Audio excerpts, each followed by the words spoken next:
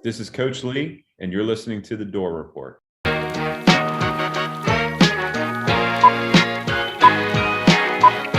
time never lasts. Only tough people last.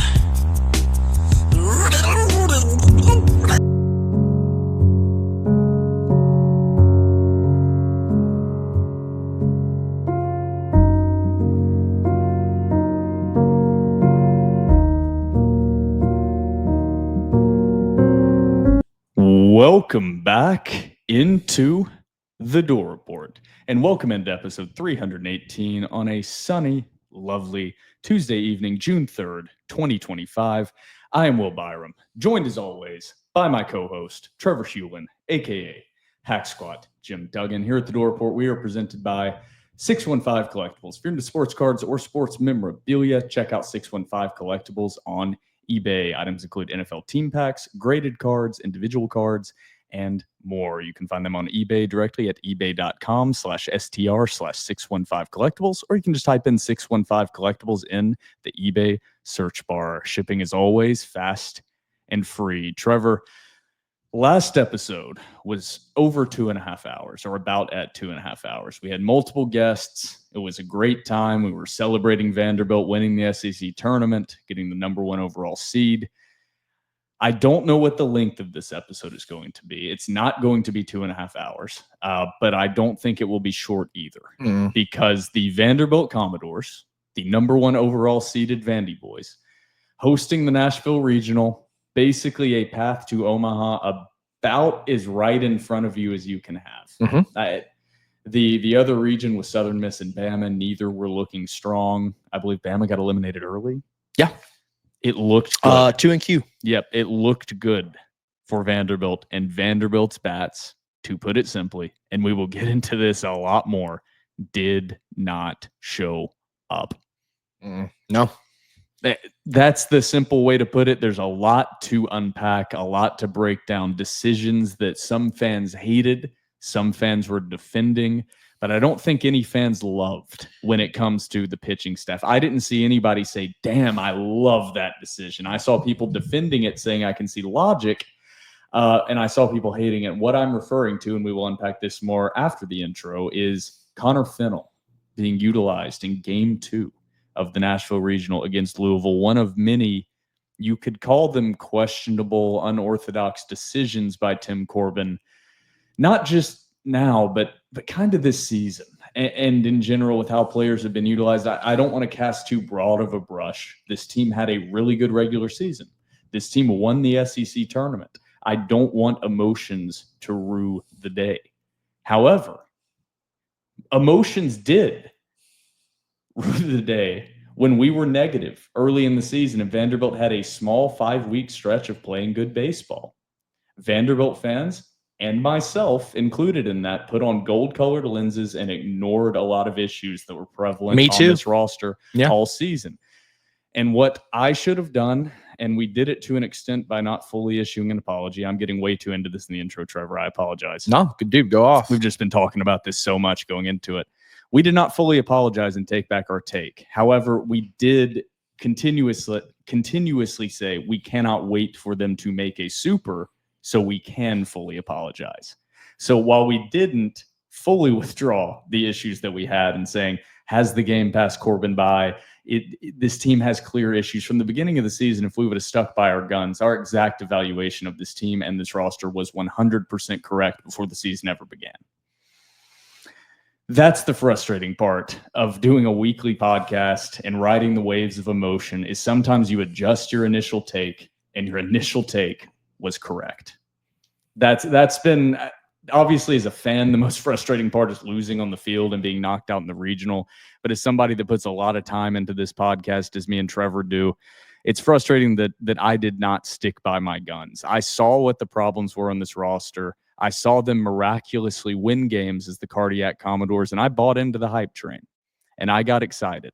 When in reality, looking back, not that much changed. Not that much changed. So, Trevor, you have a lot of data points pulled up. Trevor has been working his ass off, putting data, statistics, analytics out there so that his takes are not just easily thrown away as just bullshit fan overreaction. Also, I was muted that whole time, guys. Okay. I'm so sorry. That's going to be some dead air. So that'll be dead air. But that's the reason I haven't been speaking isn't because I've been muted, but it's because I have a lot of things to say. And I told Will before this started, I do have a lot of really good points that I would like to bring up, but also, like, as a fan, first and foremost, I'm just upset. And so I'm going to defend myself. I'm going to defend the takes that I've given. But Will might cut me off because whenever I get animated, I just start going on tangents and then I snowball. So I'm going to try and keep my emotions in check, but knowing me, probably not going to happen. We're going to see what happens. I'm talking a lot in this intro and getting my initial thoughts out because I'm just going to be swinging it to Trevor for a lot of these takes because giving you your roses feels and sounds wrong because you didn't want a lot of the things that you said. And I didn't want a lot of the things that I said to come to fruition. And they did. Unfortunately, they did.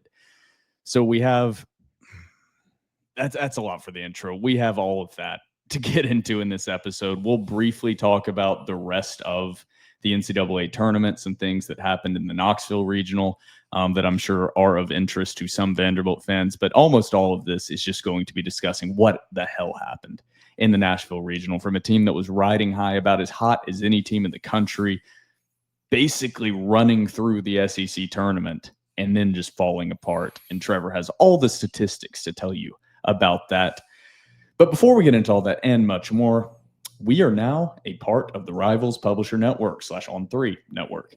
Visit vanderbilt.rivals.com or thedoreport.com today and subscribe to a monthly or annual premium membership and support TDR. You can use code DOREPORT, all capital letters, no spaces, for a 30-day, no-risk free trial. Also, don't forget to follow us on Twitter and Instagram at The Dore Report. Like us on Facebook. Subscribe to our YouTube channel.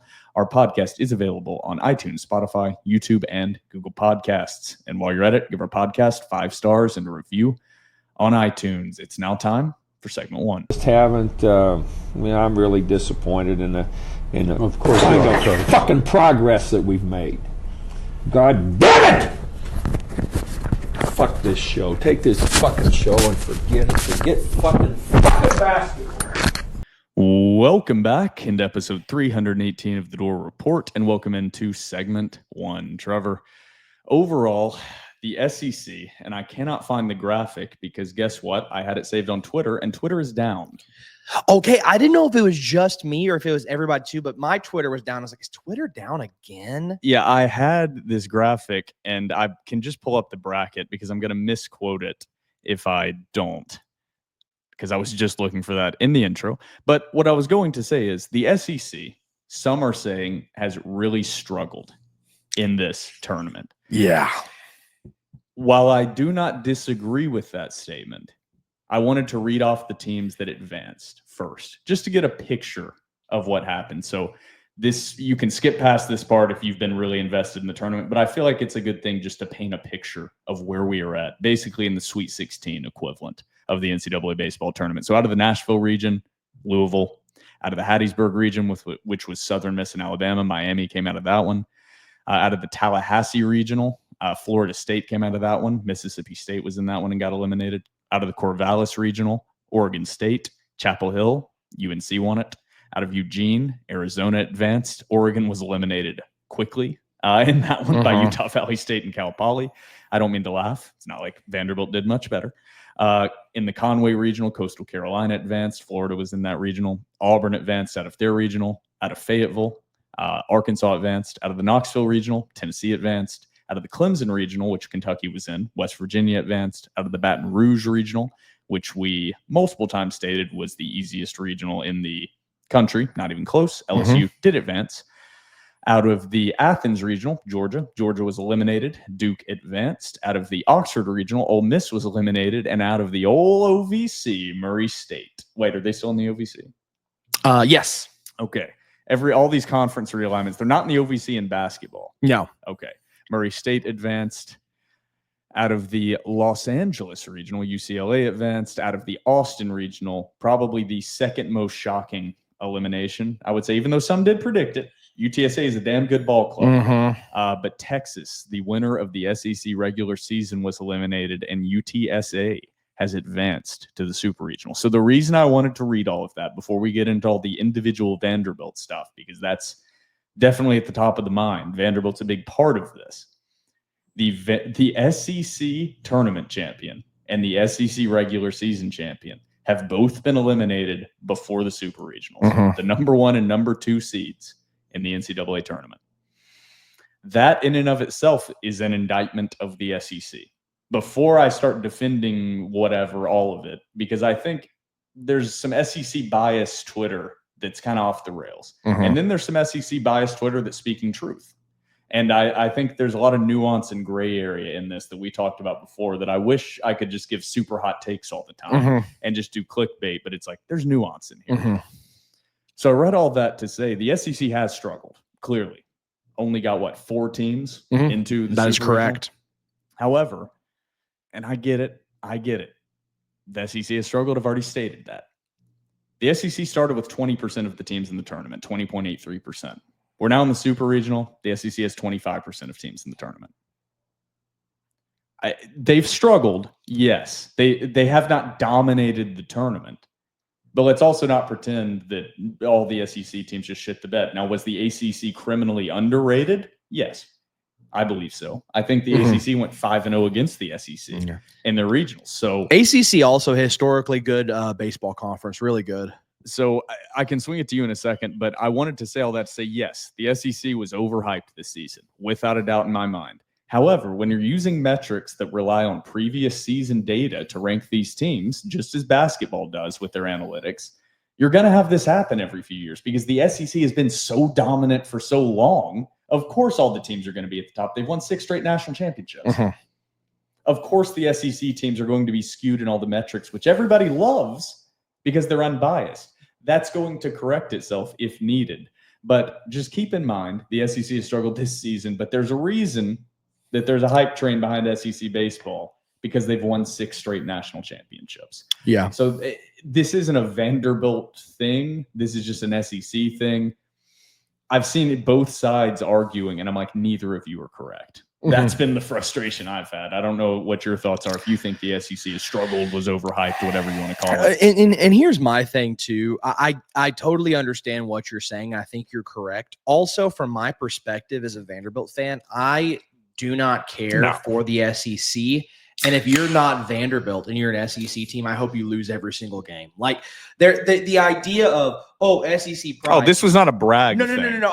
But I'm giving like this as to like why I don't care, and like SEC fans were like all up in arms. And as a fan of a team that is in the SEC, I literally could care less. Could not care less. Could not care less. Yeah, but ultimately too, I think another thing is I think SEC baseball is so good that I don't want to make I don't want to make an excuse for them, but I do think that you have to take into consideration how much of a bloodbath conference play is. So I do think that factors in as well, but also I think that factors in less than football for sure, and less than basketball. Definitely. I think this season doesn't have that weight the same, but I do get what you're saying. Yeah. But ultimately, I don't care. If you're not Vanderbilt, I hope you lose every single game. Yeah, this was not a defending the SEC thing. This was me watching the SEC homers argue with Big Ten and ACC supporters, and I was like, both of you guys sound dumb. And this almost leads into a conversation I didn't know if I was going to bring up. The state of Twitter /X, whatever you want to call it. And we don't have to go into this because we have more to talk about. But let's have some banter. This used to be called the marketplace of ideas or whatever. And obviously that was always stupid. Who was that? Milton Friedman. That wasn't Milton Friedman. He was an economist. It was a philosopher. Whatever. Think on that. But, and that was always dumb because we're veterans of Twitter. Been on there for a very long time, since the Wild West days. What Twitter has become with monetization is awful, with allowing everyone to monetize. And they've tried to correct that with, I think now you have to have 1,000 verified followers or something like that. But Twitter has just become a place of not even rage bait. Rage bait is too simple of a term. It's people who are truly making points, like trying to make arguments and points, but throwing in one last sentence of absurdity. so that anybody that comments or contradicts or says anything relatively serious at all in argument of the other direction, you don't even argue against what that person says. You just make fun of them for even taking the initial post seriously. And it's a very weird place. If you're not on Twitter and you're just listening to this, it doesn't make a lot of sense. I'm fine with it. Whatever. You play the cards you're dealt. We're veterans. We'll survive. But it's a weird place right now. It's a weird place. I think especially, and we both occupy the sports Twitter. It's everywhere. It's not just sports. But I can't speak to the non-sports aspect of Twitter. I will say though, as somebody that does, I am a dirty little piggy. I love getting in the mud. And if somebody tweets something stupid at me, I will tweet something stupid back. I don't care. But I do Twitter used to be a place where, especially in sports Twitter, it's like you're debating this player. It says, okay, this person brings up these stats. This person brings up this stat. Now it's just like, and then there was always the thrown in insults. Yeah. In there. But now it's just, you don't know ball. Yeah. But it was both people making an argument passionately on each side that they were seriously making while calling each other stupid and whatever other names I'm going to get censored on YouTube for saying. That was always in there, but there were legitimate arguments on both sides. Now it's just like cloaked in 3 layers of sarcasm. It's very weird. The best example and why this got brought to the forefront of my mind has nothing to do with sports or politics Twitter. You want to know what it was? What was it? I was watching on a stupid movie clips Twitter account. I don't even know what it was. Just on my FYP. And it was Heath Ledger as the Joker. And it was just saying, and the tweet was simple. It was just, Heath Ledger in an iconic scene, iconic performance, and was saying that this actor or actress had not seen him in his Joker makeup yet. And so they forgot their line and he improvised this and whatever. And there were comments underneath like, rest in peace, Heath Ledger, the all-time greatest villain performance, all this stuff. And there was one in particular comment under, and it wasn't one, it was a lot actually, about half of them were people just saying, there's nothing to celebrate about a druggie overdosing, not even a memorable performance, overrated performance. That's Jack crazy. Nicholson set the bar for the Joker. Joaquin Phoenix was 10 times. And it was all people with blue check marks rage baiting clearly. And this was the obvious version of this, like rage baiting about the Joker to get their 5 million impressions and get paid $97 by Twitter for the month. That's all it's become. And that's a microcosm of it and something that's meaningless. And almost universally, everyone can agree. If you don't think the Joker in The Dark Knight with Heath Ledger as the actor was not one of, if not the most iconic performance in the history of cinema, and definitely in the history of anything associated with superheroes, you're dumb. Yeah. And that's like a universally accepted thing. Go look at the IMDb top movies. And that is something people rage baiting on. Now get into sports. I was going to say get into the more complicated stuff where it's actually nuanced debate. And there's actually, there's not a clear right or wrong. That's all Twitter has become, is just people rage baiting. And I can differentiate because I'm on Twitter too much. But if you're just somebody trying to jump in, good luck to you. Yeah. Like, it's brutal. Well, isn't that what the whole sports ecosystem has become over the past couple of years? Whenever you look at them reducing the airtime of Sports Center, and it really just becoming First Take, and it's just guys getting and I feel kind of hypocritical saying this because we are 2 dudes with podcasts who do give out hot takes. But also, I'll say this as well. Whenever I give a take, I'm not saying it to rage bait somebody. I'm not saying it to get clicks on the pod. If I say something on here, I really do believe it. And I'm not trying to upset people, or I'm not trying to get clicks or anything like that. But I think that's what the whole entire sports ecosystem has become. Whenever you look at ESPN or all these debate shows or Shock Jock Radio, and it's brutal on Twitter. I think sports Twitter is the worst whenever it comes to that. It's social media and everything's adapted to it. And we can get into actual Vanderbilt and college baseball now, because this is what every podcast talks about with 2 dudes and a mic. I'll ask you this too before. But what I was going to say is, go ahead. Negativity gets a lot more interaction than positivity. It does. Yes. And everyone has figured that out. That's it. If you're a dude just opening up a burner account and you're looking to get people to get attention on your tweets, replying awesome job guys to a victory for your team doesn't get a lot of interaction compared to commenting on your rival and saying, this dude sucks, even though he was 3 of 4 on the day with a home run. Yeah. Like that one will get 25 replies. The other one will get 7 likes and 100 impressions. That's the problem with monetizing Twitter right now, especially monetizing replies. If I could get Elon, you're allowed to monetize original posts. You can't count impressions from replies into the monetization. That's just a take I had to get out there publicly. You can fix a lot of it right now with that.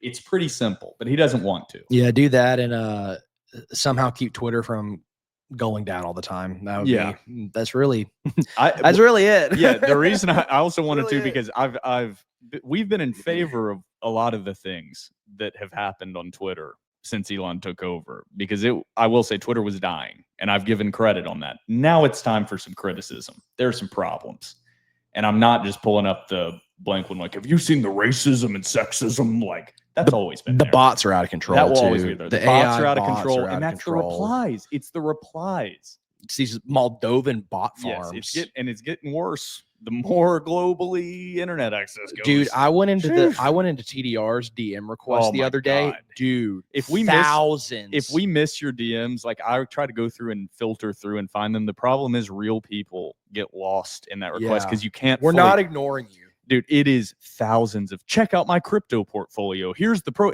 Check out this. Check out this person's stock tips. It's constant. All right, let's get back to sports. I read off the super regional teams. We talked about the SEC. There was an instance as well of the Wake Forest coach during the Knoxville regional that's gotten a lot of national attention, calling Andrew Fisher I can say the beginning of it. A slur. He called him a fucking FA *** OT. The F word. The second word will actually get us in trouble on YouTube. It will actually get our video taken down. So yeah, it wasn't actual audio, but it was lip reading from a camera angle. The fake outrage from Vol Twitter has been hilarious. Hilarious. That's another funny part. They think they're being funny, but really it's like, dude, just own the fact that you are douchebags. Lean into it. Yeah. I don't know. It's just very funny seeing Vol Twitter get up in arms about that. And I'm like, I've seen you guys call me that word 500 times over the last 3 what weeks. gets me. That's what gets me. Your exact accounts have tweeted at me and at the Door Report and at all of our staff that word a lot. I don't care. But it's like now to Wes Rucker of 24/7. I call out names because, like Josh Pate, I'm willing to say this to them. What Wes Rucker has done and taking the moral outrage while he leans into what Vol Twitter is hilarious. Yeah. Hilarious. The fact he has never taken a stance against Vol Twitter that I'm aware of and is now outraged to the point that Vol Twitter is like, chill out, dude. Like, calm down. Yeah. It's they just so bully funny. him too. It's crazy. You would think if Vandy Twitter, and I love Vandy, it's in my top 5 most loved things. It really is.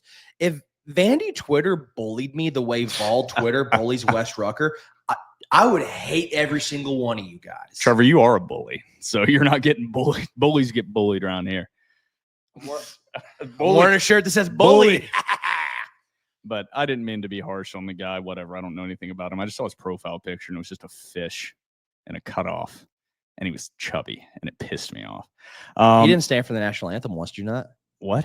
Yeah, he got roasted by Vol Twitter because during a basketball game, he wouldn't stand for the national anthem. Like refused to stand or just didn't? Like he couldn't stand, and then they took it like he was being disrespectful, and he's like he had broken his leg or something. Christ. No, he had broken his leg or something. No, I'm in this case, I'm like, awful. Wes, I understand, dude. Like you can't stand up, like, and they're just like bullying him. The troops understand. And people are just flaying him. Like, dude, it's okay. Like he can sit for it. All right. Well, that's enough about the Vols. I sat for the Pledge of Allegiance in high school one time, and it was during a substitute teacher who was a Metro police officer, and he ripped into me after class. And then me and my buddy Jake were walking out of class, and I was like making fun of him, like mocking him at the water fountain. He was right behind me. I just turned around. I just looked at him. If I was that teacher, I would have made you stand and do it in front of the class. Made you recite the Pledge of Allegiance. You're not standing for the Pledge of Allegiance. I'm like, sir, it's 7:50 a.m. Damn. for film theory. You're a damn dirty commie. I stood every time for the Pledge of Allegiance. Also, this is getting off again. Dude, why? We need some lighthearted fun I before we get love- into the depths of hell. Yeah, some people complain about this part. Some people love it. I love the national anthem. I love that we play it before sports games. Other people have brought this up. Why do we play the national anthem? I'm before of that sports opinion. games? I don't understand it. I don't like it. understand I love it. I love it. Why? It has nothing to do with the United States of America. No, like the Olympics, I get totally, but like that's like playing the national anthem before like you go see a movie. Yeah, whatever. You know what I mean? I'm not mad. It doesn't like I'm not mad. I love it, but I just want to know why. logically, it doesn't make a lot of sense. But let's get to Vanderbilt. God, if Tim Corbin was listening to that, dude, Yeah, he he'd would- find our house. He already hates us.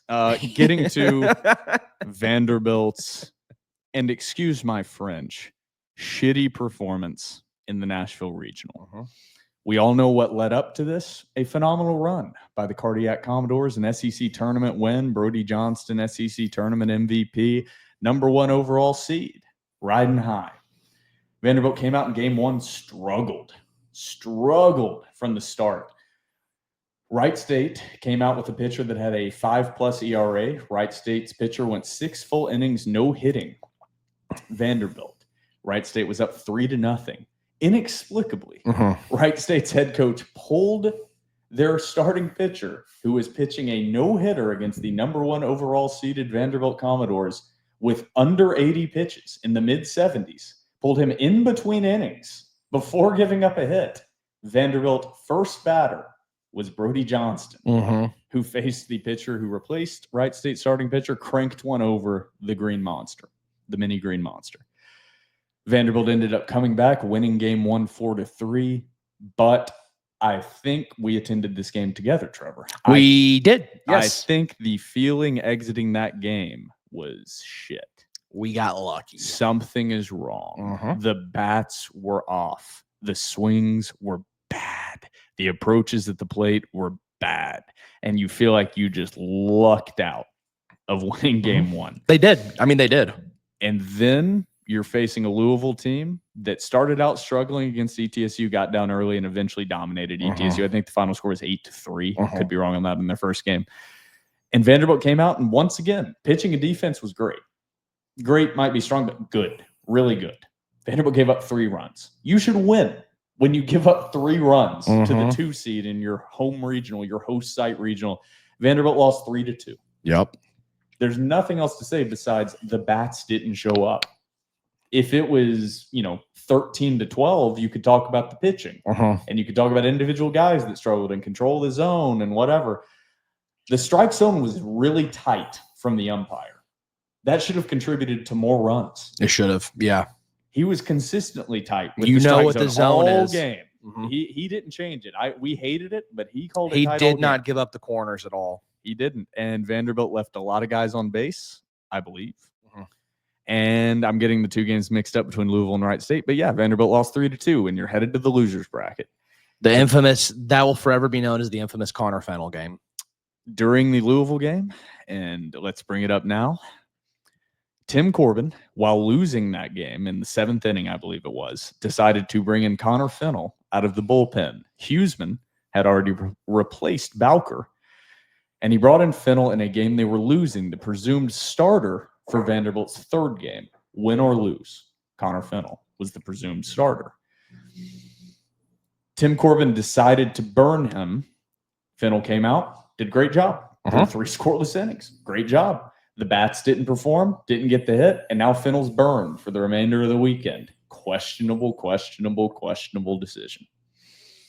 On top of that, Vanderbilt did not attempt steals. I believe they attempted 0 steals from a team that has stolen bags all year long. They completely abandoned Vanderbunt, which I'm not a fan of, but when the bats aren't batting and you're in a game like that and your situation And you're down 1 with no outs, men on 2nd and 3rd, and Jonathan Vastine has shown that he can't hit the broadside of a barn with a boat paddle. And you don't bunt. You could have tied the game. You could have tied the game, and then you move a guy up to third, and you let him swing away. In what world, guys? In what world does that make sense? But hey, we haven't played playoff baseball, so who are we to ask? We'll get to that comment in a second. This is why I brought up gray area and nuance earlier. I don't even remember in what context. I think it was around the SEC's performance. It was. Because this is another gray area nuance topic. I hate bunting. I hate it. In general, I hate bunting. It's a free out. It's a free out. There are individual situations where bunting is great. Yep.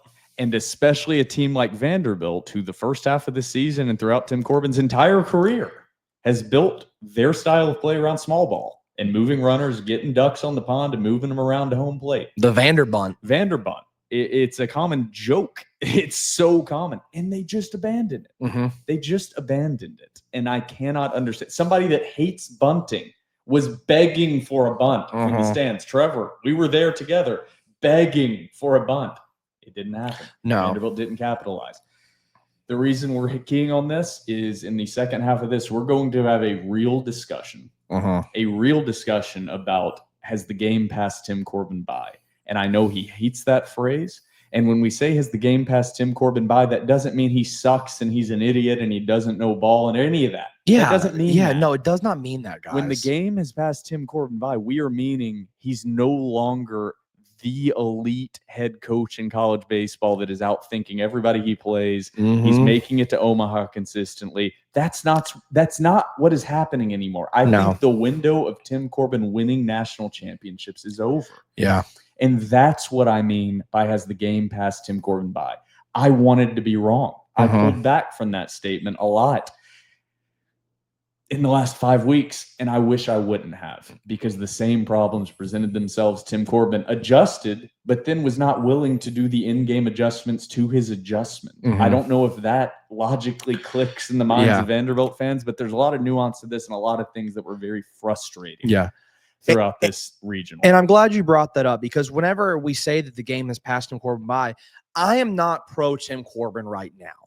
People on Twitter, for some reason, think that I hate Tim Corbin, but we'll get into this in the next segment because I have a lot of thoughts on this as well, and this idea of criticism. The game passed Nick Saban by. That doesn't mean Nick Saban ever sucked. The game passed Jay Wright by. That doesn't mean Jay Wright ever sucked. So, let's compartmentalize that. Because a game has passed you by doesn't mean that you stink. The true greats do not fall off a cliff. No. The true greats, when you are truly at the mountaintop, which Tim Corbin was between the years of 2012, 2014. About 2010, honestly. Yeah. The whole 2010s. But we'll say 2012, whatever, to 2021. Tim Corbin was at the mountaintop. He was the guy. There is nowhere to go but down from there. And this is where me and Trevor have disagreed, is I have never once uttered the phrase, it's time for Tim Corbin to go. It's time for Tim Corbin to be fired. None of that. That's the slight split me and Trevor have. Yeah. Is there are worse things than making the NCAA tournament 19 straight seasons. Tim Corbin is still a great head coach. He is just not at the top of his game anymore. And the game has changed dramatically in the last 4 or 5 seasons, specifically the last 4 seasons. So it's not the old, this wouldn't be like saying in 2004, the game has passed someone by. The game has changed. It's a whole different landscape out there. So it's very reasonable to say that. And hasn't fallen off a cliff. He's still recruiting great high school players that will develop into great MLB players, but that's not how you win national championships anymore. It's just not. No. So that's game 2. Game 3 in the losers bracket, Vanderbilt faced Wright State again. I had a very dumb tweet that I self-exposed. Old Takes Exposed was not interested. But I said, I am very confident Vanderbilt is going to beat Wright State today, and I have no idea what happens after that. What did I tell you? Trevor informed me He had a terrible feeling, and there was no way Vanderbilt was going to beat Wright State. After the Louisville game, and the next morning, I was like, "There's no way." Trevor we was win. consistent. He told me that from the beginning, and I disagreed with him. I said, no, Wright State's not going to have any pitching left. I know the bats have been bad, but once they're facing 87-mile-per-hour fastballs, they're going to start hitting the ball. Didn't happen. It happened in the 9th inning with an almost miraculous comeback. Which is so but embarrassing. It did not happen. Vanderbilt almost miraculously came back against Wright State and fell short. One swing of the bat with the bases loaded, Vanderbilt would have come back. Unfortunately, there was a gapper double that would have scored the tying run. Unfortunately, it was a ground rule double that bounced over the wall, resulted in the runner having to go back to third. Vanderbilt was unable to move him home. Vanderbilt loses 5-4 to Wright State and is eliminated. Not 2 in Q, but 3 in Q. Still bad. Still bad. That's the recap of the Nashville Regional. We are going to go in 1 second to the TDR cocktail break. This exact discussion basically is going to continue, but we're segmenting this because statistician Trevor Hulan has a beautiful file he has pulled up. I'm going to intro that and then swing it over to Trevor and only interject when he goes a little off the rails. So Trevor, you ready for that? I know I'm angry right now, and I know that I'm just going to get even more angry. All right. With that note, Trevor's got an iced coffee next to him, so he's riled up. Everybody out there, grab yourself an ice cold beverage. I would say alcoholic for what you're about to listen to. Grab yourself a cold one, and we will be right back after the TDR cocktail break.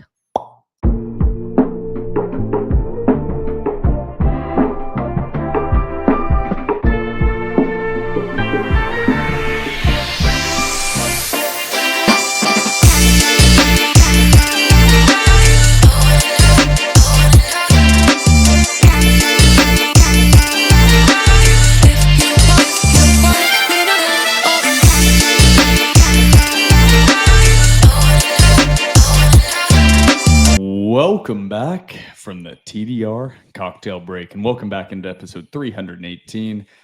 We have our in-house statistician, Trevor Hulan, on the case to discuss a lot about Vanderbilt baseball. This is not the full season recap and look forward. That is next week, and we are going to be joined by TDR writer Alex Kurbagov, and we're going to have an incredible time with Alex breaking down the season as a whole, what this team needs to do in the offseason, all of that stuff. We're basically more talking solutions than what we are doing now. Today, we are talking problems.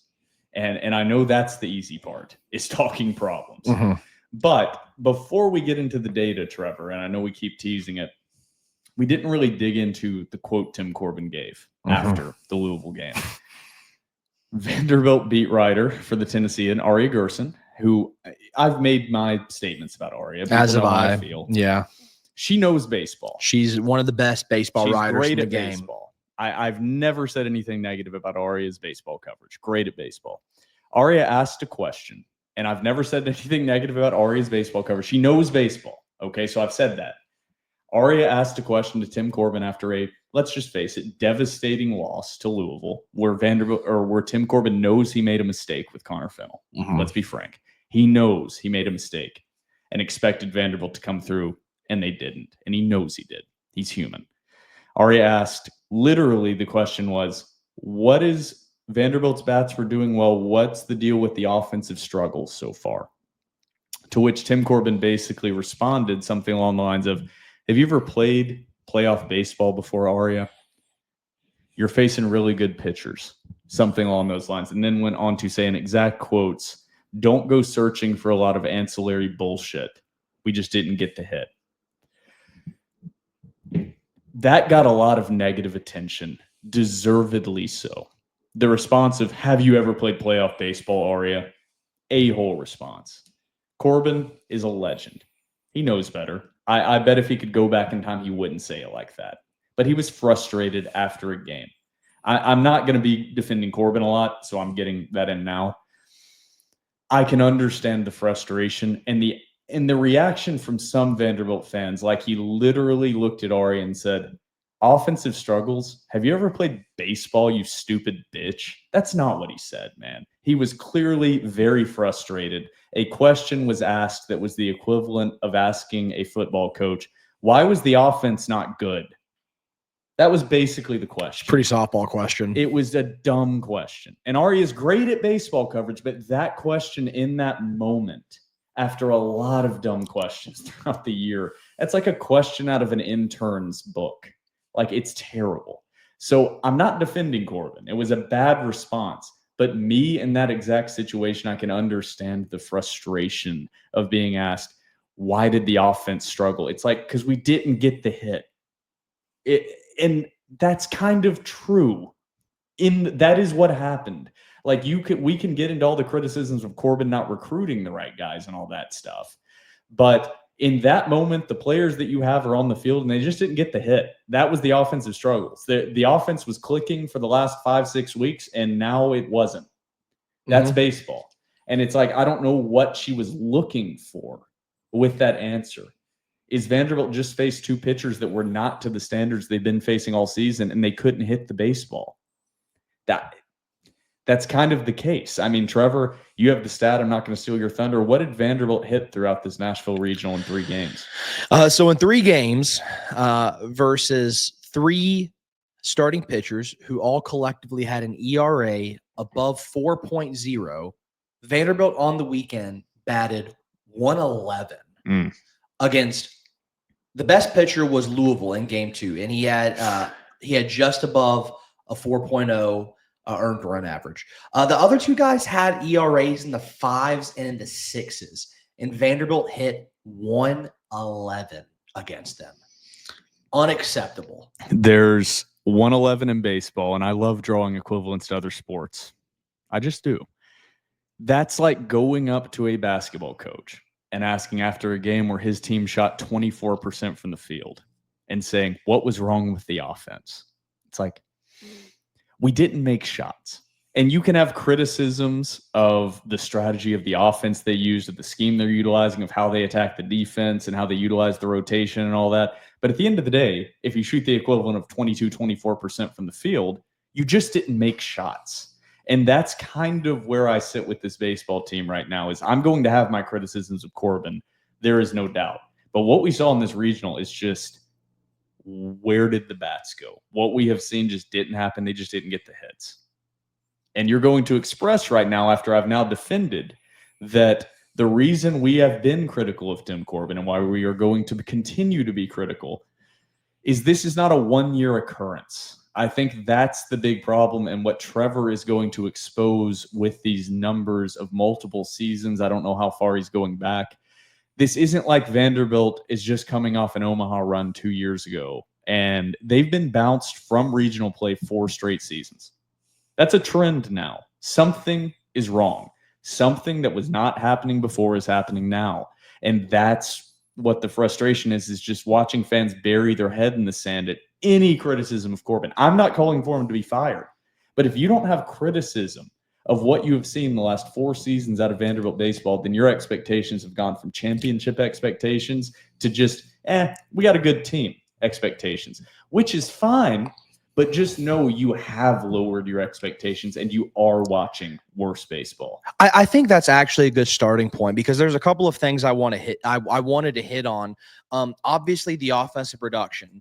I wanted to discuss the utilization of Connor Fennell, and we would get into more things. I also wanted to discuss this attitude that Vanderbilt fans have towards any sort of criticism towards Tim Corbin. So I'm glad you brought that up, and I think that's actually a good starting point.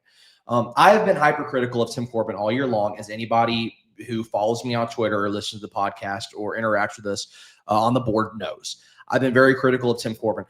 I will state once again, for the record, if people still don't know, the reason I am critical is because my expectation as a Vanderbilt baseball fan is super regionals and Omaha. That's my expectations. If you don't hit that, the season's a failure. Vanderbilt baseball has made their name on being an elite baseball program, and making it to regionals and getting knocked out of regionals is not elite baseball. A lot of teams do that. And so if that's your expectation, then cool. I understand why you would get upset with criticism towards Tim Corbin. But guys, we have to come to this like realization, and like Vanderbilt baseball is an elite program, and we have loved Vanderbilt baseball because for such a long time, it's the only thing we could hang our hats on. We were the best in the world at college baseball. We were the kings. And whenever you're the best, that comes with high praise, and it comes with criticism. Whenever you're not the best and you're expected to be the best, you should get criticized. And this idea that Tim Corbin is God and he is infallible, any criticism about Tim Corbin is dumbfounded whenever he doesn't meet expectations is ridiculous, and it's hypocritical. And I don't like it. And it drives me insane. Yeah, it's what we said and kind of what I opened with, which was at the beginning of this year, me and you both did not have high expectations for this team. We did not believe Tim Corbin had done enough in the offseason to get this team where they needed to be. And you were saying you thought they would be slightly worse than last season. I predicted they might not make the tournament. And my prediction was, and I think you can go back, I either said 5 to 10% or 10 to 20% better. And I can't remember which one I said, but it was one of those two. You can go back and watch whatever episode our season preview was. And they were 10 to 20% better than last season. That still meant getting beaten in a regional. I think I even put in the quote, maybe best case they make it to a super, but I don't think so. Was kind of my quote at the beginning of the year. That we knew Tim Corbin had not assembled the correct roster, and were met with a lot of criticism saying, we don't understand. This is how Vanderbilt baseball does it. As if we haven't been watching Vanderbilt baseball since we were like 5. And then I remember watching the Michigan and regional. I know it's easy to like stand up here and say this now after the season is over. We were saying it before, and we're just pointing back to what we said before the season, and it came to fruition at the end of the season. We said this team has not brought in enough power. This team does not have enough power. That's going to bite you in the ass when it comes to postseason play. And guess what happened? Vanderbilt didn't have enough power, and it bit them in the ass in postseason play. And Trevor, you can show the numbers as to how that has declined. The bats have declined. Yeah. The pitching is still good. The pitching is still championship level. The bats. But Tim Corbin's not recruiting the right way. Offense wins you college baseball games, guys. Like I understand the pitching is great. The defense is great. Offense wins you ball games. If your pitching staff goes, J.D. Thompson on Friday was, for all intents and purposes, stellar. They almost lost that game because Vanderbilt couldn't manage to score more than 3 runs.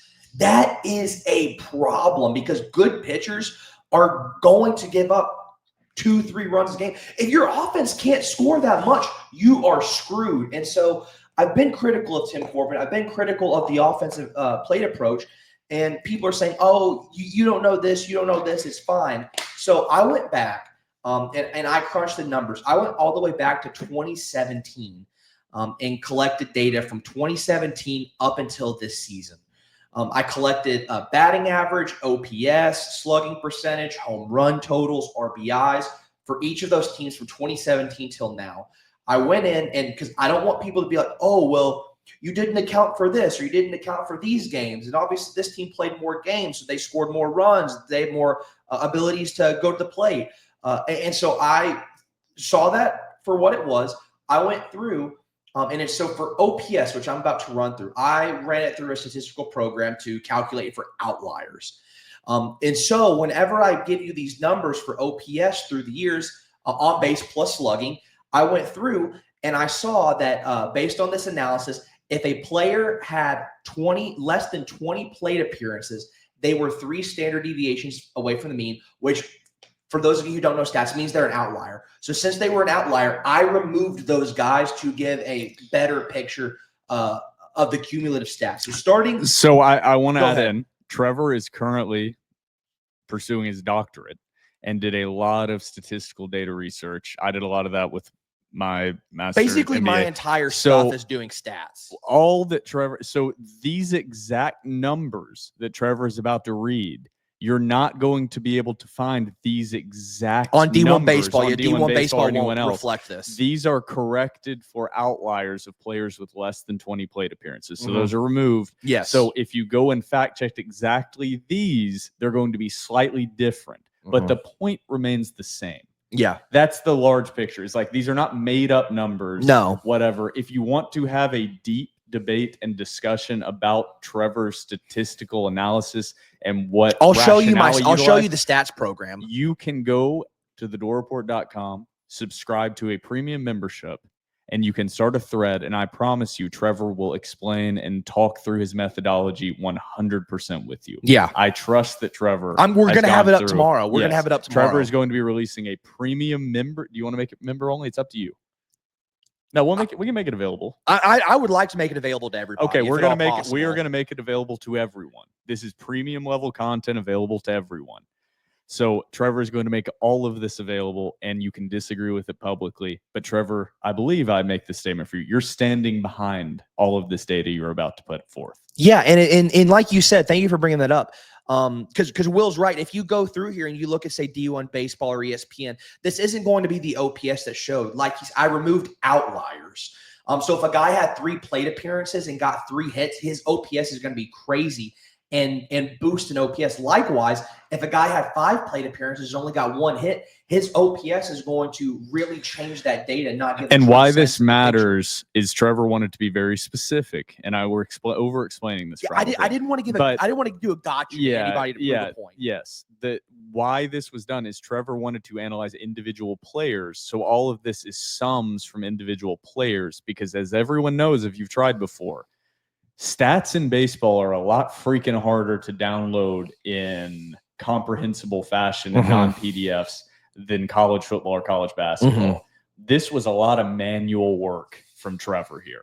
So appreciate it, please, because he's releasing this to everyone for free. And this is shit that people put behind a $50 a month paywall. Yeah, if you wanted this from D1 baseball wouldn't even remove outliers or anything like that. But starting in 2017, so I went all the way back to 2017, that team's collective OPS on base plus slugging was 778. Okay. 2018, it increased 798. 2019, national title winners, 866. We skipped 2020. We excluded that because it was a COVID year. We go to 2021. Vanderbilt made the College World Series, 848. 2022, Vanderbilt gets bounced from a regional, 809. Okay, so it went down. 2023, Vanderbilt bounced from a regional. It went down, 808. 2024, Vanderbilt gets bounced from a regional. It went down, 807. This past season, 2025, Vanderbilt's on base plus slugging was 696. Guys, repeat that. 696. And I don't please believe me, guys. I hope you guys know me. I know a lot of you guys haven't met me in person, but a lot of you have. And I hope you guys know that I'm not trying to get a gotcha on anybody. Please believe me when I say that. I don't want this to be a gotcha moment for anybody, but I wanted to show, guys, this is a trend. This is not just the past 2-3 years. We went all the way back to 2017. This is a downward trend year after year after year. It's not just like, oh, they had a good year last year and then went down. No, we went all the way back. It shows you that something is wrong, that Tim Corbin is not addressing power. And what wins you baseball games in the modern era of baseball is power. I get it. Vanderbilt singled Tennessee to death. I love it more than anybody else. That is not going to win you consistent ball games. It's not the 70s anymore. It's not the 80s to where singles win you ball games. Doubles, triples, home runs win you ball games. And these numbers show. This was the scariest part of this to me. And I'm a third party. I was not part of when Trevor put this together. I'm just hearing most of this for the first time right now. We'll go to home run totals next, guys. The craziest part of that OPS and the scariest part to me is in the last, I would say this season, the most of any, you could add in last season as well, have been everything changed with NIL. And that was what, 2021, correct? Yes. But really, this past offseason / really this last offseason, we've hit a crazy record number of players going to the portal. Rosters are built through the portal. And the significant drop-off in every single stat from once NIL started to this season when it is in full cyclical effect. So now every single player being brought in has been brought in under the NIL era now. There are no more holdovers, old school holdovers. This was the first year of that, really. There are a couple guys, but really this is the first year of true, it's all been NIL era. Every roster is built in the NIL era, and this is the worst batting team Vanderbilt has had. We only went back to 2017, but ever. That's all the D1 baseball would allow me to go back to, we is can only go back to 2017. 2017, but I think ever in the history of Tim Corbin being a coach since 2010. And you can keep reading the stats, but everything is going to show that this year's roster, the first roster that is fully developed over 4 years during the NIL era, took a plummet in batting numbers. That's scary for the future of Vanderbilt baseball. And I think we should highlight too. So let's look at 2019 and 2021. Those were the 2 years that in 2019, obviously Vanderbilt won the College World Series. Last time they won a College World Series. 2021 was the last time they made a College World Series. Those 2 years were their highest OPS they've had since 2017. 2019, 866, 21, 848. So let's look at this and let's say, hey, the higher you can slug, the higher you can get on base, the more likely you are to win ball games. I don't know if you have anything else to add. We also have home run totals. So let's go to home run totals.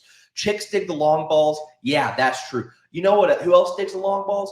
Baseball teams, because they win you ball games. The more home runs you can hit, the more games you are going to win. 2017, Vanderbilt hit 51 total home runs. Not great at all. 2018, Vanderbilt hit 67. 2019, College World Series winner, Vanderbilt hit 100 home runs. 2021, College World Series appearance, Vanderbilt hit 92. 2022, Vanderbilt hit 77. 2023, Vanderbilt hit 76. 2024, Vanderbilt hit 72. 2025, Vanderbilt hit 66 home runs. Just like the OPS is going down, home run totals have consistently gone down year after year after year. Guys, this is not a one-off issue. That's why I wanted to highlight this. This is not a one-off issue. This has been year after year after year for the past 4 years. Mind you, the past 4 years, the Vanderbilt has gotten bounced from regionals. And that's not what Vanderbilt baseball does. So I highlight that to show you guys there is a correlation behind this. It's not just that Vanderbilt, that sometimes you just get bounced out of regionals. That happens. But like the numbers correlate to Vanderbilt's not a good offensive team. So therefore, Vanderbilt is not having postseason success. And just to highlight it once again, if you are a Vanderbilt baseball fan, and I love Tim Corbin, please, guys, don't get it twisted. I hate this idea that I hate Tim Corbin. But he's not infallible. He's deserving of criticism. If you want to be the big dog, we've praised him a lot. You know what? We can also criticize him a lot. And I hate this idea. I'm going off on a tangent, but people are like, oh, you glaze Clark Lee. I saw somebody tweet that. If you think we glaze Clark Lee, you should go back and see some of the things on my Twitter and on pod I have said about Clark. If you think I'm tough on Tim Corbin, if you think Will's tough on Tim Corbin, God, you have no idea. You have not a clue. Go back and listen to what we've said about Clark Lee. Go back. You can go back to after the ETSU game. I don't even know if you were a part. Were you a part of it? I was. Go back to Georgia State last year. Go back to the ETSU game and listen to what I said about Clark Lee in game 1 as the head coach of Vanderbilt football, No, I wasn't on that. with which I am fully aware of the problems and the struggles faced by Vanderbilt football and the roster he inherited. And look at how many excuses I gave for Clark Lee after that. None. And the problem is, Tim Corbin, you've created these expectations because you are that great, but the expectations are different. I mean, Tim Corbin's not losing to shitty, horrible teams. He's making NCAA tournaments as the #1 overall seed and making the tournament as a regional host. And choking. And so it's not us saying this guy sucks. He can't even build a roster. Like, he has no idea what he's doing. That's not what we're saying. No. But he's also not got – go look at Kentucky basketball. and look at their criticisms of their coach. Go look at Georgia football and look what they're saying about Kirby Smart. Go look at Duke basketball and look what they're saying. Go look at North Carolina basketball. Guys, this is normal. This is how normal for an elite program. And I hate that we just have this idea that it's all hunky-dory. No, guys, I get it. It's Vanderbilt. Vanderbilt and just about everything else has been losers. And I believe and I'm thankful that is turning around. But don't adopt this mentality that we've had for football and basketball for so long.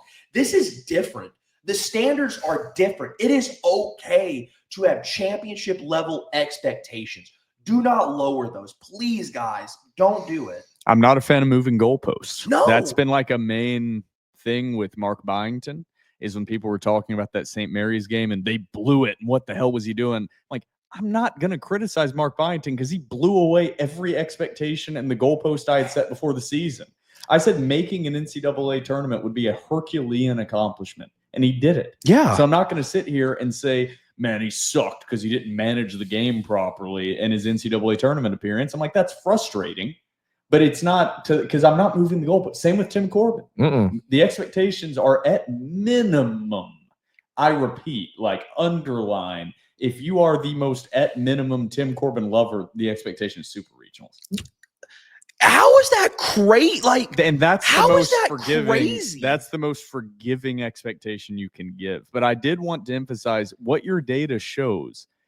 It's obvious to everyone that the bats are getting worse.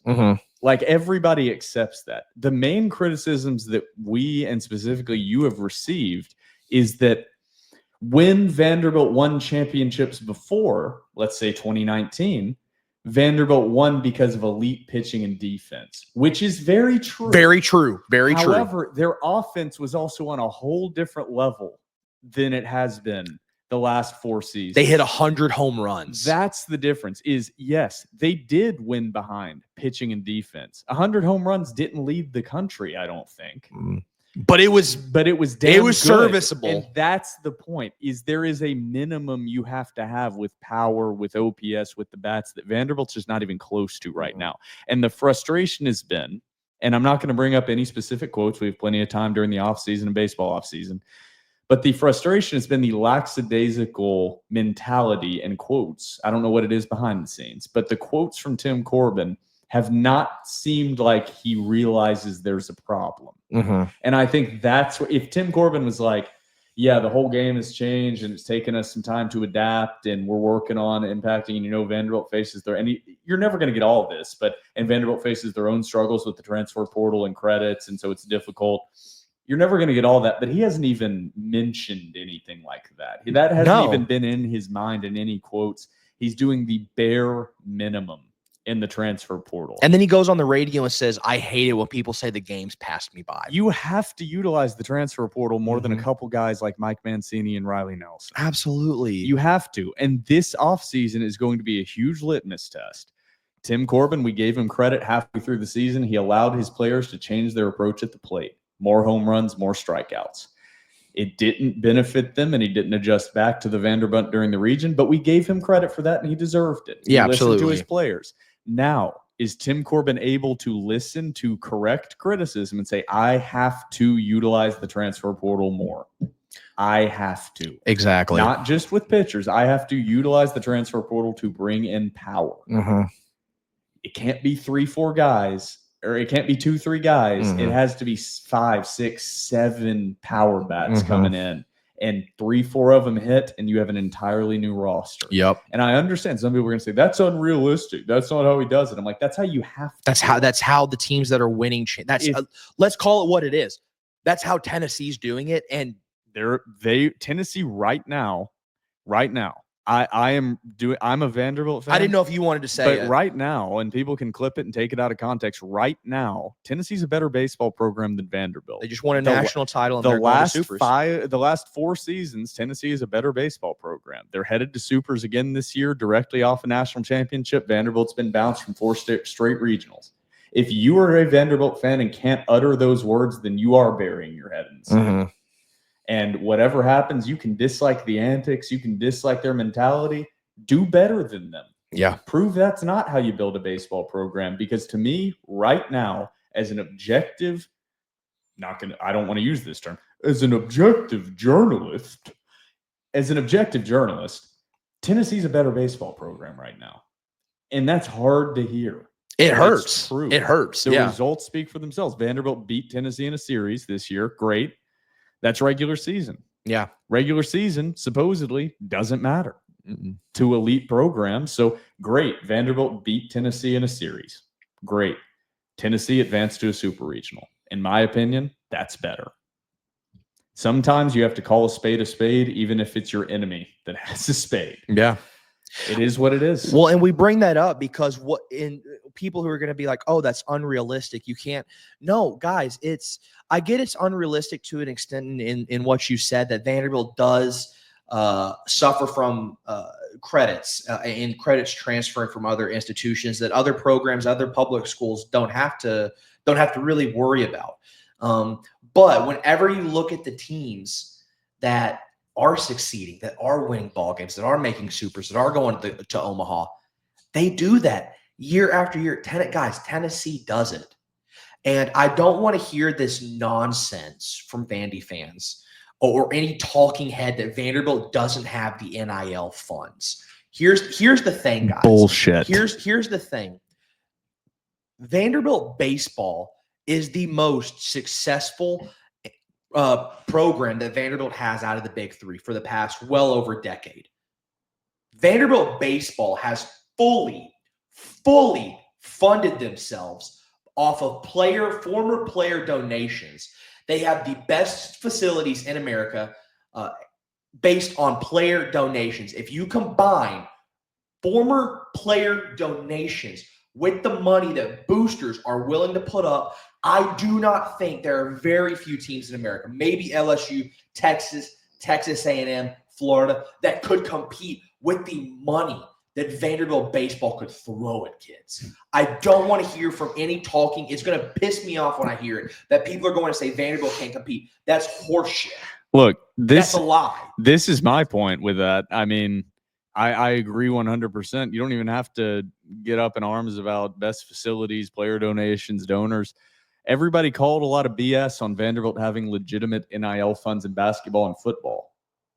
And very few players have left that damn football program, and they've compensated their players just fine. Yeah. Vanderbilt has done just fine with Mark Byington in the transfer portal. They've reassembled an entirely new roster this year, upgraded every position almost. With a significant total pay raise. He built an entire roster through the transfer portal purely through NIL funds, completely unproven for the 2024-2025 season. So my point, even if you say the words Vanderbilt doesn't have the NIL, then that's a head coach problem. Yeah. Then that's a coach that's not out there communicating with the right donors and communicating with the head of the NIL. That's a coach problem. That is what it is, because no other coach seems to be having that problem, and those programs sure don't have the reputation of Vanderbilt baseball. If there's one team that cannot use that complaint, it's the VandyBoys, because they've been their own independent operator, separate relatively from the university.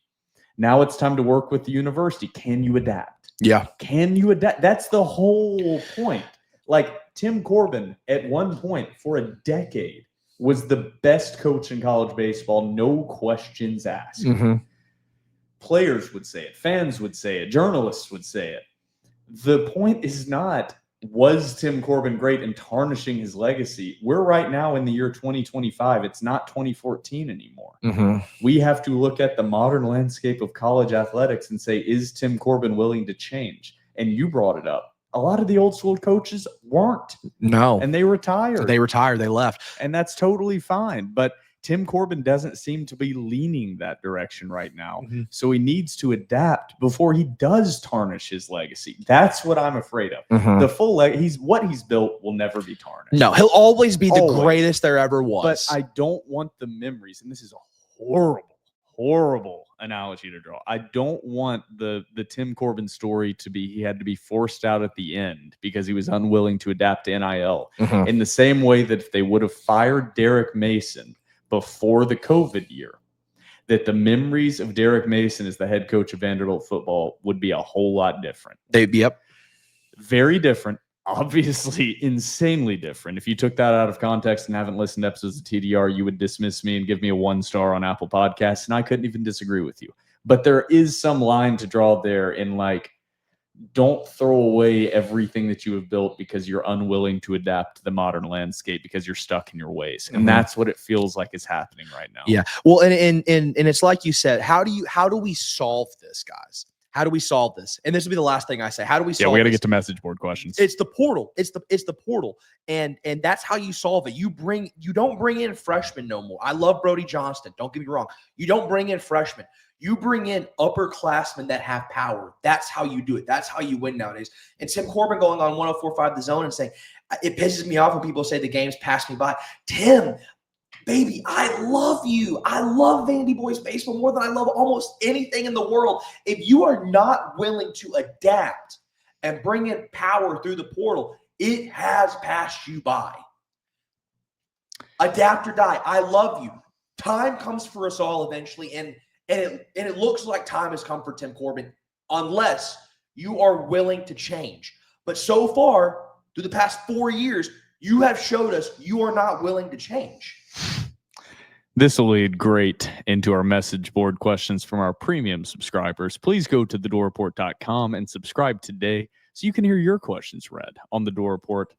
As we get Trevor cooled down a little bit, he's gotten a little red in the face. Yeah, I'm hot. My cheeks are hot. So Trevor, I have some very great questions. Like I said, I don't think people believe me. I don't read these beforehand. And we were talking about that before. No, he really, I don't read it. And like, we really don't read it. We like a live reaction. So if we're dumb on a topic, we're dumb on a topic. Yeah. And it's just off the cuff gunslinging. So now you've heard our bitch fest. Trevor, if there's anything you want to throw in here from your data, there's a lot of baseball. I bet we you have a can ton of assume that. questions. I know. So Yeah, we'll gotta get to through questions. This is going to be a long episode. Whatever, because they're going to be short over the summer, guys. So Yeah, enjoy it while you can. Over the summer, we're gonna be talking about like our favorite like domestic beers or something like that. It's going to be a tough list and about 110 people on YouTube. It's going to be great. Stick with us, guys. We Please. promise. Football's coming. Football will be fun. All right, first question from B. Fromang. I wonder who that is. Oh, God. Is he gonna shit on me again? First, Trevor and Will. What was the worst hinge date that you have ever been on? So I actually do have one. And I'm not saying this to be funny because this is a very serious topic. You're laughing, but this is actually a very serious topic. I was like assaulted on a hinge date one time. Have I told you this before? I have told you this. I'm pretty positive I've told you this. Keep it going. Tell the people. It's not fun. It happens to men too. And whoever it happens to, men, women, non-binary, doesn't matter. Not funny, unacceptable. You did tell me about this. I did tell you. It's yeah, a crazy story to bring up. I was assaulted on a hinge date. Yeah, I mean, he's asking me, it's the worst, and so I'll be honest. Yeah, I was at a bar with this girl, and it was fine, and I had to go to the restroom, and so I was like, I'm gonna go to the restroom real quick. She like gropes me in my crotch and is like, "Do you need help?" And I just look at her and I go, "No." And so I went to the bathroom and I'm thinking, did I just get assaulted? And I come out of the bathroom and I like finish my drink and I'm like, "Hey, I think I'm gonna go home." And then she texted me later that night and she was like, "Hey, I had a great time." And I just didn't respond. And that's the last time I saw her. So yeah. If you want this full honesty, yeah, that was the worst hinge date I've been on. I didn't like it. And so dudes were like, people are like, "Oh, sexual assault doesn't happen to dudes." They like it. No, it happens to men, guys. And we don't like it. All right. A few things are rattling through my head. And so I had told you that story. Yeah. Yeah. I wish I would have read this one before. So this is not a hinge date. I actually haven't. I'm not gonna. Yeah. So I haven't had any bad dates. Have you not? No. So the only thing, there are a lot of things that pop in my head, Trevor, but I'm gonna go with this one. So when I initially graduated from my master's or my MBA program in college, that was in the middle of COVID, and so I was going to a gym in Mount Juliet. I was living with my parents until I got a job because every company froze hiring. And so I was going to a gym and there was a front desk worker I'd talked to a little bit. This isn't Hinge, but I asked for a number and asked her out. I was 22, about to be 23. she looked like she was 21, 22, 23. Asked her out, got her number. Turns out I'd already like asked her on the date and all this. And I was like, so do you want to go to this bar or this place? She's like, I can't. I was like, why? She's like, I'm 20. Oh, that's not bad. No, this is not going to be as bad as it sounds. I don't have any bad ones. Okay. Yeah, I led that I was out like, to y'all. oh no. But no. So the only reason it's not even funny. If you were there, it's funny. She was 20. So I was like, what the hell do I do? She didn't want to go to a restaurant. So I was like, let's go bowling. So I went on a bowling date, had about an hour and a half of horrifically awkward conversation, said, can't wait to do this again. And then had 3 months of the most awkward scan-ins at the gym you can possibly imagine. So the reason I bring up that story is I probably emphasized the age and made myself sound creepy. But no, that's not bad at all. But the point is, never ever, no matter how much you want to ask out the girl that works the front desk at the gym, don't do it. It's not worth it because you're gonna have to change gyms. It's terrible. So that was why I brought up that story. Blake had a second part and said, secondly, have either of you ever won a baseball championship on Little League? Yeah, I've won travel balls. So contrary to the dude on Twitter, yeah, I have won a couple travel championships. All right, so we have. Let's suck see. it. I'm going to see if we have any more unserious questions here before we get into serious questions, because there are a lot of serious Should I questions. have not told that story? Do we need to delete that? No, it's a good Okay. story. Why would you not? Why would that be a bad story? I don't know. You got groped. I did. Yeah, I did. All right, let's just start from the top. They're all pretty serious from here. G Barks says, what was Corbin's rationale for using Fennel on Saturday night? God, we didn't even talk about Of this. Corbin's, yeah, we did. Oh, Of did we? Corbin's managing decisions over the years, this one may be the most head-scratching and quite possibly the worst in-game chess move Tim Corbin's ever made. Okay, so We did talk about it Okay, earlier. I'll expand on this. I saw some people on Twitter, and I think we discussed this. Just by the way, we did already expand on this. Yeah, but I'll add this part. Sorry, my brain, guys, you can tell I'm super red in the face right now. Like I'm angry. I saw some people say, "Oh, it was one of those moves that if it doesn't work out, he's dumb, but if it does work out, he's a genius." No, guys. If they won that game, you are still pissed that he wasted Connor Fennel. Like, and people who I'm very thankful that for the most part, people all agreed that was a dumb decision. There were some people who were praising it, and you had Sawyer Hawks the night before throw 15 pitches. You had a totally unused bullpen, and you use a potential starter in a losing game when you could have used anybody else. Anybody else with one of the best bullpens in the nation. It truly is coaching malpractice. That's like bringing in. When prime Edwin Diaz, or that's like bringing in. I'm trying to think of a starter. I don't even know. That's like you're the Dodgers and you're in game 2 and you're sort of running low and you have a totally unused bullpen. I don't know. Let's 7th inning, we're down. Let's throw out Clayton Kershaw. How does that make any sense? There's not a good sports equivalent to it because baseball is such a unique sport. Yeah. But You had a good we one, tried though. to come up with them, and I said utilizing your best player as a punt returner in a game when you're down 14 and him getting hurt. That's the equivalent. Is like, and he asked about the rationale. Tim Corbin expressed his rationale and said you play to win that game that day. That's another thing. And we don't want to expand too much. We have a ton of questions, but it's like, no. I had the responses. People were saying that and agreeing and defending him based on that response. That's not how main- baseball works. The main job of a head coach or a baseball manager is to manage, and the pitching coach, of course, but is to manage the arms. And of course, you're calling steal signs and whatever else. But one of the main difficulties is you have to think about tomorrow's problems today. Yeah. That is like one of the main things is you can't just say, let's just use our best guys and let's just go. That's the unique thing about If baseball. that was the way it worked, baseball would lose one of the most incredible aspects of it, the long-term strategy of series. And Tim Corbin didn't think ahead. And I think he knew he screwed up. And that was the response he had to Ari, is he knew that was a bad decision. And he'll never admit it, but he knew. Yeah. He knew that was not smart. Vandy Jr. 2. There's no telling what Vandy Jr. 2 is going to say. I wish, or I have an inkling based on Twitter posts I've seen that Trevor will use this podcast to gloat. You've not really. No, I'm not a gloater. And he goes on to say, not wishing to hear him gloat, I've decided there's only one question I want to ask. Where does Trevor live? What kind of car does he drive?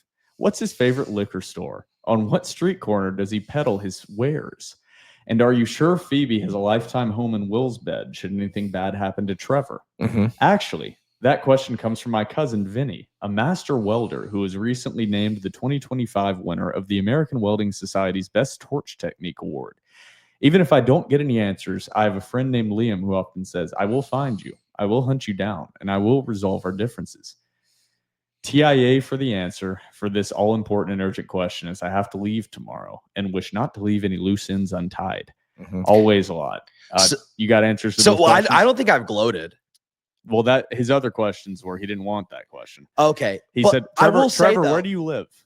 I will say, though, I have a right to gloat. I'll add this. I have a right to gloat, but I'm not going to do it because I love the VandyBoys more than I love being right. Where do I live? I live in Sylvan Park. I drive a black. Me and Trevor are roommates. Yeah, I don't know if people realize no, that. we share our same bed. I live in Sylvan Park. I drive a black Hyundai Santa Fe. I don't go to the liquor store, but if I want beer, I go to the Circle K on Charlotte. Find me there. I get a lot of Zins there.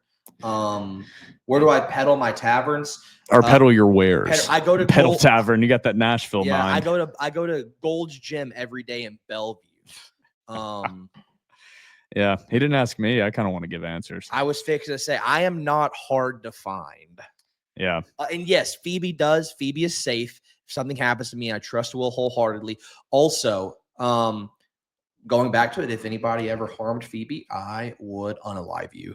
Additionally, Phoebe has pet life insurance, and she has pet health insurance. So I love her like she is my own, because she is. Yes, just to answer my portion of that, Phoebe, of course, has a safe place. Yes. You're a silly goober if you think I would not happily take Phoebe to be my own, but I am her uncle.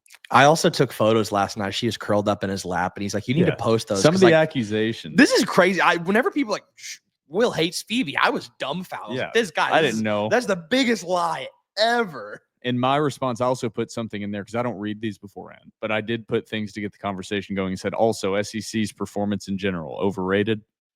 Vandy Jr. said, with 8 of 13 SEC teams already eliminated, including 3 national seeds and up to 3 more tonight, all regional hosts, I don't think there's any question the SEC was overrated. To me, the question is, why did the SEC perform so poorly in the NCAA tournament when they absolutely dominated the regular season? That I don't know. I just think the RPI metrics were inflated. And at the beginning of the year, you just don't get a good measure of what a team is. Mm-hmm. And raw talent, it tends. Weird things happen at the beginning of the season, but overall, if you just have overpowering pitching and power, that wins at the beginning of the year when you're playing these lesser teams. But I just think the metrics were inflated from the beginning of the season. And you could look at the SEC was still, in my opinion, the best conference in the country. Mm-hmm. However, you could see it with your eyes. They were not as dominant this year. I don't know. Throughout SEC play, the bats weren't quite to the level they were last year. Still really good, but I don't know. It's easy to say that now. I didn't think that going into the tournament, so I was wrong. Next question. What the hell happened to the Oppo Taco approach over the weekend? That approach saved this team's season, and the team completely abandoned it when they needed it most. Absolutely maddening. I don't know. They choked. There's no other way to put it. They choked. Question 9. You are Candace Story Lee. You are sitting on your end of the year meeting with Tim Corbin. What do you ask him? And more importantly, what answers do you want from him? Are you going to utilize the portal? And that should be a yes. The simple question That's is, the only thing I ask. Do you have a commitment to utilizing the transfer portal? We will work with you as much as possible within the academic requirements and all of that. But are you going to utilize the portal? And you want to hear yes. Yeah. It's simple. And then also just basically my main question would be, does he understand there is a problem? Like that's a good one. More like the transfer portal is the specific, but has Tim Corbin accepted that this is now a trend of failure and not just a couple off seasons? And I hope that this offseason turns around and they come out and win a natty next year. Please, but right dear now, God, they are not on that trajectory. So that would be it. Is Tim Corbin even fully aware? And that's sometimes you're so close to the situation. You've been doing it for so long. Next question. What specifically should Corbin go after in the portal? We've talked about that. Power. It's that simple. Power. Guys that hit bombs. Related to that, which players who can come back will most likely come back? Not Ethan McElvain. No, yeah, already hit the portal. I mean, I don't think Brody Johnston's a flight risk. Yeah, the next part of this is which players who can come back do you want to see back? Brody. I think he's going to be a really good shortstop. Brody Riley. Riley. I want Riley. Riley is my guy I keep bringing up because he's been the only damn consistent bat the entire season. And he just doesn't get credit because he's just been consistent all year. Braden Holcomb, obviously. Holcomb. Love him to Even love though to he really have him struggled, but I think he's the type of guy that can take a huge jump this upcoming season. Yeah, I agree. Yeah, we'll have to see. There's so much time. I mean, the season is still going on. We're not even to Omaha yet, so we'll talk about. No, they're still having offseason. exit meetings. All right. Or exit Next interviews. question. I'll be honest. It will be a bit before I can bring myself to listen to this episode. I'm still sitting in my disappointment for the season. I fully understand. I understand. We didn't want to record this episode, And so we get yeah, you. but he goes, but I'll ask this. Did the last third of the season happen because Corbin did a good job and then the team just fell apart mentally in the regionals? Or was that last month, or did that last month happen despite Corbin and next year will be more of the same? What can we watch for in the portal that can shed some light on this answer? This might be good for me to ask on the recap pod with Alex. Lastly, it was nice to meet y'all at the tailgate on Saturday, even if that day kind of sucked. Appreciated meeting you. Absolutely.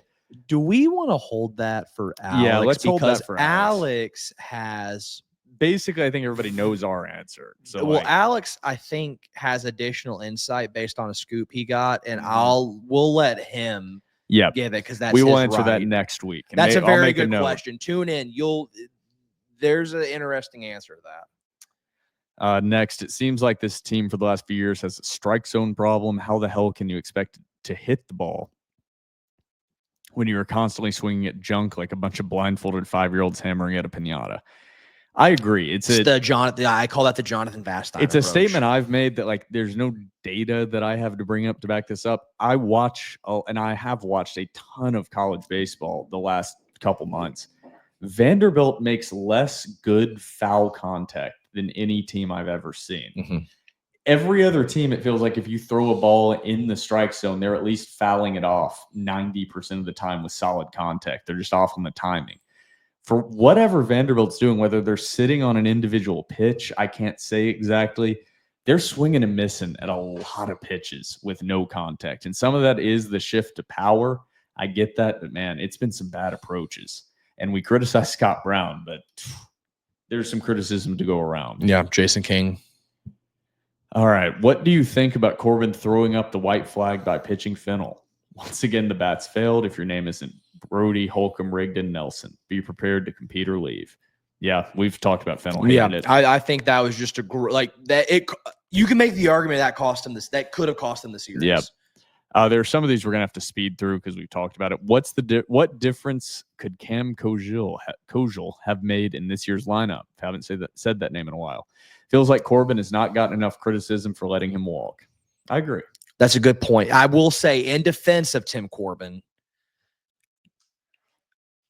that move at the time didn't alarm a lot of people. Hindsight's always 20/20, but in the moment, nobody was freaking out about that. But made him pay this year. Kid hits bombs for Arkansas. It's unfortunate. Next question: will the pain ever end? Yes, it will end. It will subside. It will never end. It will subside. It gets better. It never ends. It will subside. Football's coming. Diego Pavia's coming. All right, next one. Over under of Corbin recruiting a lot of power out of the portal this year. I would guess that's just like a percentage chance. We can ask Alex the same question. I think he gets maybe 3 bats. Yeah, and it's going to piss me off. I think a 20% chance maximum that maybe even 10% that he addresses the portal to the extent that we're going to be satisfied. I agree. I would say 10 to 20%. I agree. Do we keep RJ and move him down in the batting order if we do? No. No. He's gone. Talk about somebody that's tanked their draft stock. Yeah. All Went right. from a first round pick to like 150. Yeah. Then somebody responded, RJ isn't coming back. Yeah. There are a few more. Okay. I thought we had more. These are just people replying to each other. Okay. Yeah. Last little comment in reply to G Bark's question about the strike zone. This is the last one I'll read, and then we'll close out episode 318 because I have to pee really bad. I gotta make My some brain's chicken. struggling. Yeah. He says about that strike zone. This is an interesting point. I feel like this has been a flaw of many of Corbin's teams. They have been able to overcome it because of 5 or 6 runs was a lot in those days. Now it takes 8 or 9 plus runs to win games.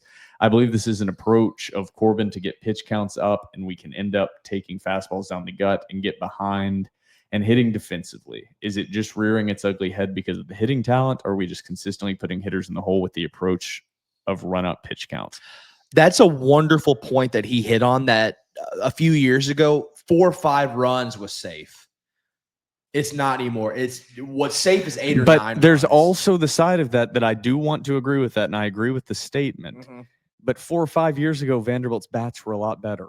And That's that's what valid. the data Yeah, shows. yeah, So that like is that's also the true. whole point we were making, is while it may seem like this team is always just one behind great pitching and defense, and it's the game that has changed. Yeah, that's not true. The game has changed, but Vanderbilt's offense has also fallen off a cliff. Mm-hmm. So it's a combo of that. It's a combo of both of those. The game has changed, but also the offensive production has fallen off a cliff. I think also too, if you're swinging wildly at shit, you're just not a good hitter. Like it's that simple. Like I would in an era to where we want to analyze everything.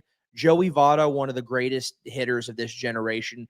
If you swing at junk, you're not seeing the zone well. You're not a good hitter. It's that simple. Yeah, and the idea of running up pitch counts, I agree with the taking, strikes right down the middle, but that's not really what we're talking about. We're talking about swinging at bad pitches and not making contact. Like the right state, that dude that just peppered him with sliders. It just seemed like they were consistently not seeing the ball well out of the pitcher's hand, and I don't have the answer to it. But that's the problem. I mean, they're taking bad hacks at the ball. You say good cut. There weren't a lot of good cuts. A lot of swords. Yep. Anything else you want to add on here, Trevor, before we close it out? No, I'm ready to get this episode over with, Yes, dude. sir. This Honestly, episode sucked. We did not want to do it. Yeah. We hope everyone enjoyed it. But things we next do for week- you people. next week, we are very excited to have Alex join and actually do a full recap and offseason outlook for the VandyBoys. But for myself, Will Byrum, and my co-host, Trevor Hulan, this has been episode 318 of the Door Report, powered by 615 Collectibles.